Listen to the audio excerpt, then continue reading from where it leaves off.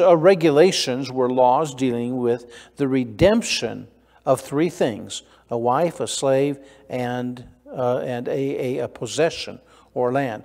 When we use the word slave, you understand there were people who were indentured servants. They used the word slave, but it's not the idea of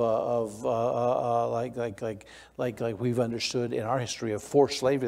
That's not what it's talking about. It's talking about people who owed, and they most often worked off what they owed by serving, and so. But he talks about the redemption of these things. Redemption of land is what sheds light on Revelation chapter 5.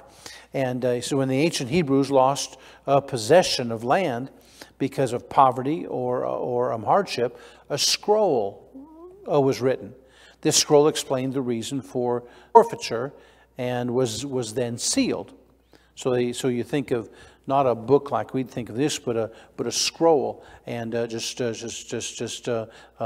pages that were written on and were rolled up, and each part of it would be sealed with a tab, and then they would roll up more, and then seal that with a tab, and then roll up more, seal that with a tab. So as you opened it up, you have to break a seal, and then read what was under that seal. Then you have to break the next seal, and so that's the picture we have here.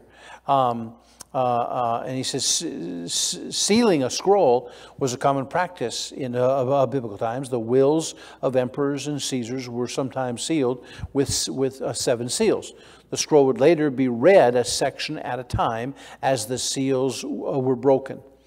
The sealing of the scroll was done for the privacy of the family and to keep unauthorized persons from tampering with or reading its contents.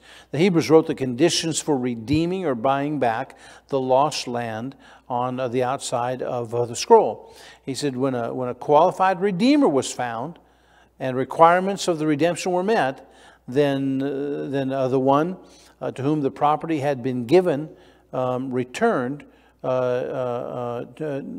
the original owner or his descendants. And he says the 7 seal